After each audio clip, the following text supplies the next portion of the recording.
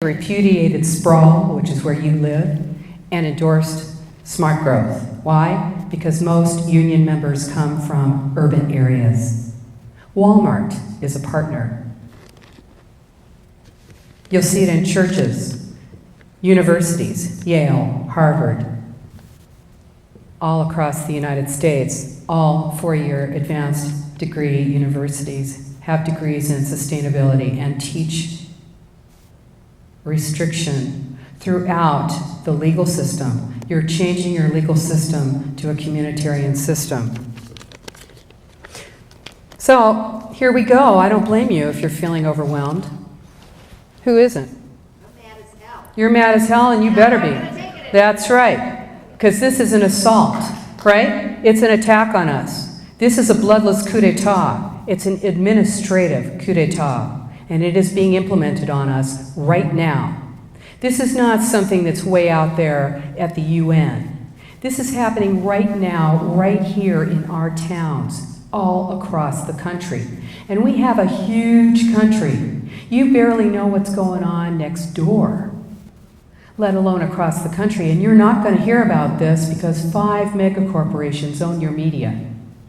And they're doing everything they can to call me a tinfoil hat and say that I've got some black helicopter going over my head here. They must be delusional. If you can recognize objective reality, you can see this happening right now in your town, all over. But I want you to know something. Awareness is the first step in the resistance. You're educating yourself. You are making yourself aware, and you will make others aware. This is the resistance. There isn't anyone in this room, I'm sure, who would have gotten up in the morning and put on a Nazi uniform. There's nobody here who thinks that they would have been one of those people. Well, now's your chance to see. Because this is what the resistance looks like. This is people who want to remain free, like you, all across the country, who, in spite of a media blackout and smearing in every paper that ever, or magazine, or book, or internet site that is owned by the megacorporations, they will smear you, they will shame you, they will embarrass you, they will call you a tinfoil hat. So what? We know what's real, and we know what's true. So how to fight? This is a fight for the hearts and minds of the United States. Alabama has just passed a law, signed into law by their governor, SB 477. Believe it or not, it's called Due Process for Property Rights Act. I thought we already had that, but it's clear we don't. It says no infringement on private property rights with policies that are traceable to Agenda 21, and no money to or from organizations that are rooted in Agenda 21 principles. That's right. Now, your legislature here in New Hampshire almost did that. But your Senate wouldn't go along with it. Got passed by your reps, but your Senate blocked it. We need to work together. I don't care if, what is this, red, blue, gang color thing? This is an American issue. This is a nonpartisan issue. Everybody wants their freedom. We don't want to have to go and ask for it. Do you want to have to crawl through the bushes blind, trying to find the door to the U.S. Embassy, except it isn't there because there isn't one, because there isn't any U.S.? How about that Chinese dissident? That's what it looks like when you have no rights. He got over here with his wife. What happened? They took his family members. No dissent. You are seeing that. You will see it when you raise your voice, and you have to be strong. You've got to be tough, and you have to know that you're not alone, that we're all over the United States. Now, we're making flyers. We're getting them out to people. This is what we do. I made 7,000 flyers, and we stopped a project in our city. And you can do it too. You get out there with flyers. You get on your internet sites. You have people over to your house and you show videos, you show speeches, you share this information, you get my book. You didn't laugh, so I hope you do get my book. It's a great book, actually. It's worth it. I'd love to give it away for free, but I can't. You're going to do flyers, you'll do newsletters, you do postcard mailers. Get some money together and get this information out to your towns and your communities. Do it now. You're going to kick I.C.L.E.I out. If you don't have it here, oh, but you do.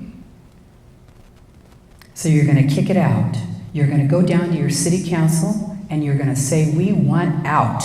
And we want to get these principles out of our master plan. And if it needs to be reviewed by a group, I'll take any row, random row of citizens in any movie theater, in any stadium, anywhere, and put them up and say, go through these laws and pull out anything that goes against the United States Constitution. You want to let your city council know that when you're out of I.C.L.E.I, they're not going to pull the wool out of their, over your eyes and say that they've stopped paying their dues, therefore now there's nothing to worry about, go back to sleep. You're going to go through and purge these principles out of your master plan. It takes work. There's no silver bullet for this.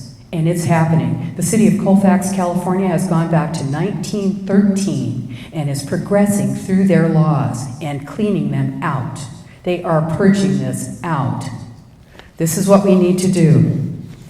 If you're paying dues, you're paying dues to the Board of Realtors, you pay your union dues, you have to pay, you go in there and you pay under protest. You stand up in the hall and you say, I am paying under protest. I do not wish my dues to go to an organization that supports United Nations Agenda 21 Sustainable Development. Are you making charitable contributions? You better stop that, unless you know that the group that you're making charitable contributions to is not working against your freedom. The Lung Association has an advocacy arm where they advocate for smart growth. Are you making charitable contributions or volunteering for a group that is working against you? Poll your support. You want to educate. You want to join together, left, right, break that gridlock. It's terrifying to those in power. Expose public-private partnerships, expose the consultants, expose the contracts. Any at-will employees who are on board and doing this as their job, sustainability officers, people who are in the planning department who are pushing this, they should be fired. Consultant contracts need to be terminated. Let's do this. This is how it looks. This is what it looks like. This is a fight. You are active. You are in the resistance. You are not alone. We are doing this all over the country, and this is a fight. It's a real fight. And I say, not on our watch. Not on our watch here in the United States. We are going to stop this, and we're going to stop it together. Let's do it. Let's do it. Thank you. Thank you. Thank you so much. Thank you.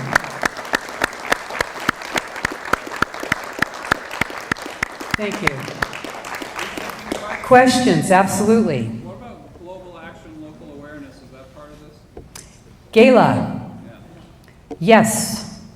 Yes, it is. Permaculture, you know, the idea, and what is that, the Northwest Earth Institute? That's what Gala is part of. They're part of that. Yes, unfortunately, I'm sorry to say, this is part of sustainable development. What they're doing is they're indoctrinating. These meetings where they get together and, you know, talk about sustainability. If you're just talking about how to, you know, use your gray water, great. You know, who wants to waste stuff? That's cool. We're not talking about that. We're talking about indoctrination, and we're talking about an ideology, and this is part of it. Yes?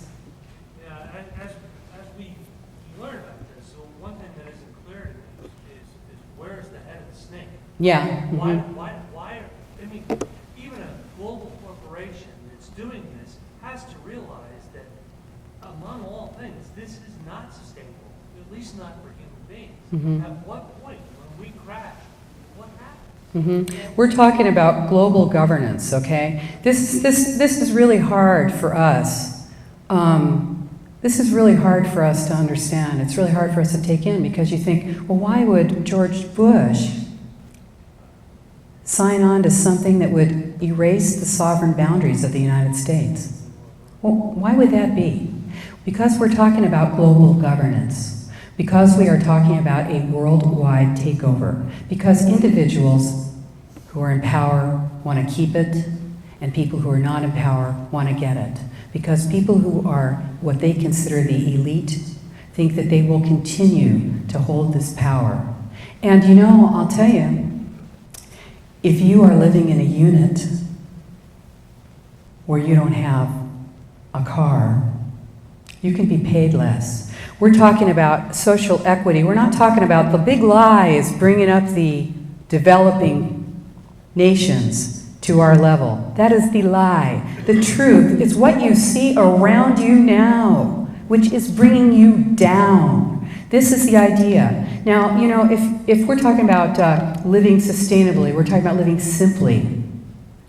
Sure, this is cool. But let me tell you that your children are being taught rethinking mathematics. This is a book that is being taught in 3rd grade. Now, I'm a math person. I love math. And I loved it as a child. Because every time you do an equation, you get the same answer if you get it right. But rethinking mathematics takes that certainty away from children because it says that, well, we're looking at social equity and you have the same value as everyone else. And so if you think that 2 and 2 should be 5, well, we need to really think about that. Because it's not so much quantitative as it is qualitative.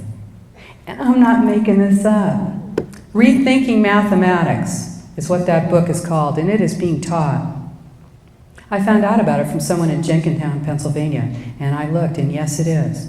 Now, when you're talking about who's at the top, I want you to remember, I was at the, I spoke at that International Global Governance Conference, right? And that was my very first time of being in a room with presidents and prime ministers and ambassadors. And I said, it's funny because I usually give this speech and I say, I don't think there's anybody in this room who's running the world. And I said, maybe there is somebody in here who's running the world this time. But the truth is, there's nobody in this room that's running the world, I don't think. And what we need to remember is that this is a global plan implemented locally. Now, we may not know who the big cheese is at the top, but that's just kind of mind candy in a way, because what we need to know is who's running our town, who's manipulating our land use, who's manipulating our life, and that is local. And this is what you need to know and act on and work on, is where it is affecting you now. We need legislation, and that is going to take you. Because unless we are active, and who was it? I think it was Milton Friedman, who said it's not up to you to elect good people, because that's going to be pretty tough. What your job is to make bad people do good things. That's the job of the electorate.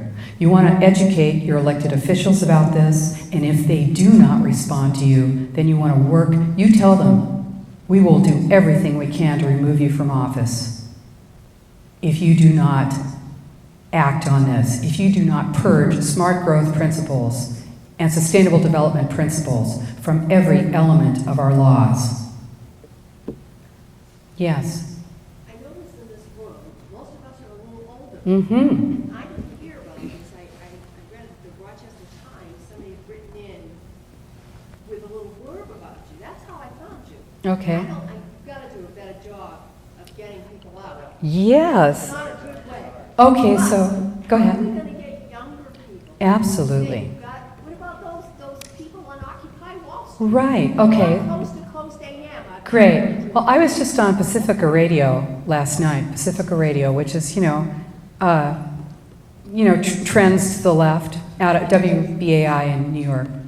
And that's one thing that I said, on WBAI is that, well, obviously, okay, let me go back to your first comment and then I'll come to that. Yes, I'm past the childbearing age, and so are most of us. What we need to do is involve young people in this. And in the back of my book, I have 20 pages on what to do, on what you can do.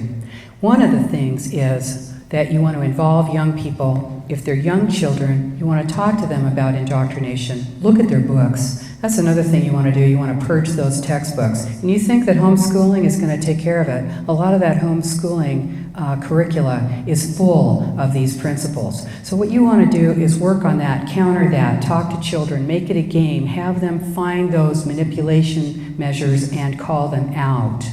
The other thing, children respond to truth. They know when it's true. The other thing you want to do is with older children, high school, junior college, you want to host a film festival that you're going to put on. Young people are going to make 5-minute films on how does I.C.L.E.I impact you here in Wolfeboro? What does Agenda 21 look like in New Hampshire? What kind of plans are we being impacted by here? What's sustainable development? Man on the street. Excuse me, sir, do you know what sustainable development is? Excuse me, what's sustainable development? Go right into the mayor. Excuse me, Mayor so-and-so, what's sustainable development? How about the head of the planning department? What's sustainable development? Make that a 5-minute video. That's pretty good, huh? You have your first, second, and third prize. Have a film festival, host a banquet, get your local film theater, or whatever you got here. How about this place? You put that on, bring everybody down. You're going to educate your people and bring young people to these meetings. Bring young people to hear me. Bring young people. I'm all over YouTube. You want to check this out? Watch it again. See something else? We have many, many videos on YouTube and on my website, which is Democrats Against UN Agenda 21.com. Lots of great videos on how we anti-Delphi to meeting. It's called Near Riot at Delphi Meeting. That's a pretty good video. In the back of the book, I tell you how to anti-Delphi meeting, very detailed, how to do it, take it down. Next question. Yeah? Can you give us a few pointers on that? Sure, I'd be happy to. It's better, though, to go through the whole thing. But basically, what you're going to do is you're going to go to those meetings. First of all, do not let them have those meetings in secret. You will attend those meetings, but if you attend, you make sure that you are willing to speak out and dissent. Because if you just show up as a body, then you are counted as someone who supports the plan. So you want to go there, and you don't want to sign in. You don't want to give them your name. You don't have to. You don't have to give them any contact information. You bring your video cameras and you video. You go in, you go in not as a group, individually. You do not identify yourselves to each other. You're strangers. You're in there as just concerned citizens of your town. You go in, you sit at your tables. You don't talk to each other. You talk to the other people. You find out who's there. How did you get here? Oh, you drove? Oh, right. Who do you work for? Oh, you work for the consultant that's putting this on. Oh, that's interesting. When that person votes later on with their clicker, you could say, that's not a member of the public. That's somebody who's paid to sit here and vote. Okay, so then you're in that meeting. You have not identified yourself to yourself or your friends who are in there with you. You are all just strangers. And let's say you say, hey, I don't think I like the idea of planned future. I pretty much like business as usual, as you call it, because we like our 2-acre farm and our single-family house. And I like my car. And then the person, the facilitator, the Delphier, is going to be up at the front and is going to go, yes, we'll talk about that later. And then you stand up and say, no, wait just a second. I'd like to hear the answer to this question. I would like to know why it is that planned future is better than where I live right now. And then the facilitator is like, no, we'll get to that later. And then you stand up and say, no, wait just a minute. I am also interested, and by now, all the people who are not with you, who are in this meeting, if there are any people who are not invasion of the body snatcher people, will also want to know. And this is part of the progress of the way that you take down a meeting. And I have, it's real detailed, but that's part of it. So what you're going to do is not take no for an answer, refuse to be Delphied. You ask the hard questions like, how much is this plan going to cost and who is paying for it? Who's paying you and how much are you making? Is there anything we can say today that will stop this plan completely?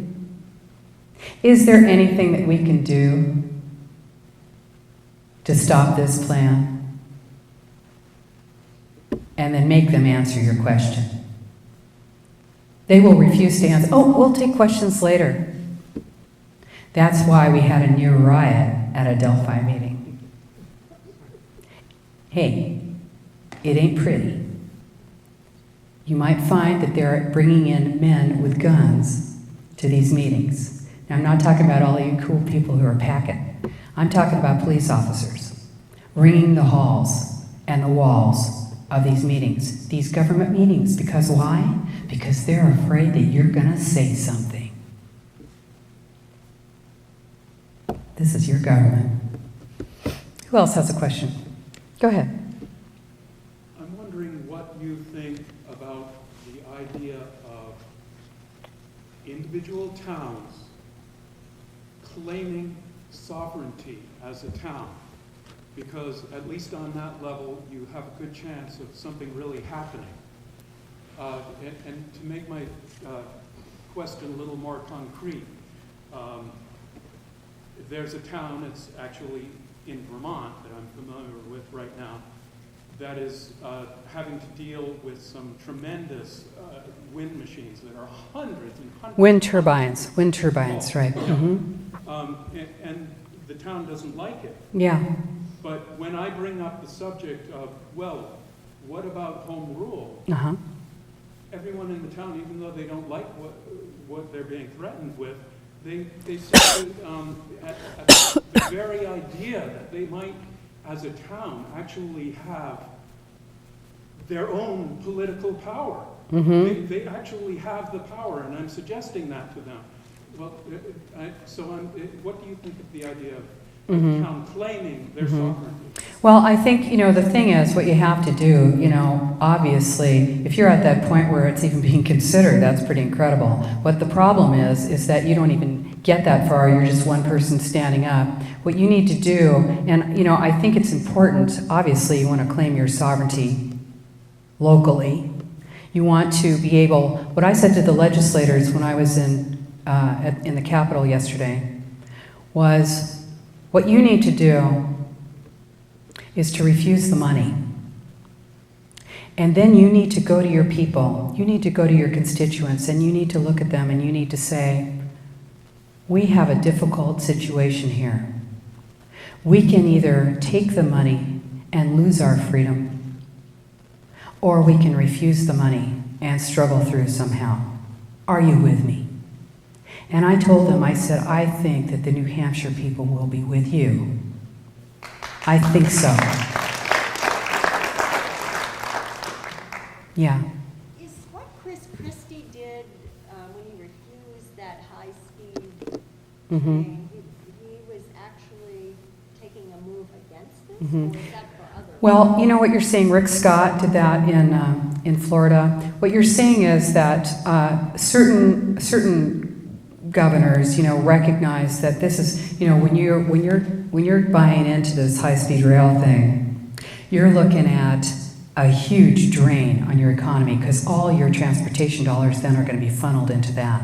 You're going to lose, and you're going to have to partner. You're going to have to pony up. You're going to have to pay for that.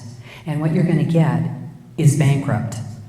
So that does not mean, though, that those governors are not on board with sustainable development and smart growth and Agenda 21. Because, for instance, Florida is all full of it. Florida is riddled with this. It's totally, our Florida, our future is all about this. They're bringing back, you know, did I tell you they're bringing back wild carnivores? They're bringing back carnivores into the wild. The Florida panther, wolves, bears. Hey, that's cool. Do I have something against animals? No. But what we're talking about is moving people out of the rural areas and ensuring that they will not be able to go back. Any other? Yes, thank you. Poland Spring, Freiburg, Maine, is draining the Freiburg aquifer. They own a piece of Freiburg property on top, that sits on top of the aquifer. They're draining that town so that they're taking away the town's water. Uh-huh. And once that aquifer goes dry, that's the end of it. Mm-hmm. And the town will have to buy water from it. The town has tried to take them to court, Mm-hmm. claim that water should be shared. Mm-hmm. Because, the whole town. The aquifer is under land that Poland Springs owns. Mm-hmm. Mm-hmm. Yeah, these are really difficult issues, no doubt. And what you saw, you know, one thing that we saw with resource ownership is there's something called debt for nature. By the way, you know, we're a debtor nation. And in order to, you know, there's something called, well, it's actually called the Club of Paris. And you have the G20 countries who decide who is going to be a creditor, who's going to be a debtor, how much they're going to borrow, and what they're going to give for collateral. The Club of Paris is about debt swap and debt for nature. So this is what, when Bechtel took control of Bolivia's water, the ownership of Bolivia's water, this was a debt swap. And what you have there was, before the Bolivians pushed them out, the Bolivian people, they owned the rain. So what we're talking about is a corporatocracy.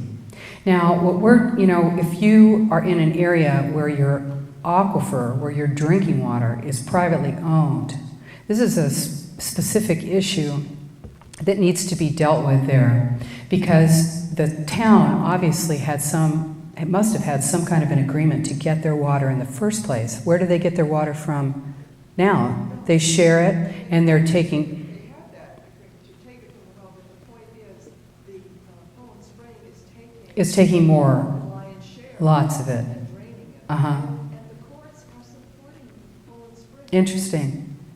Mm-hmm.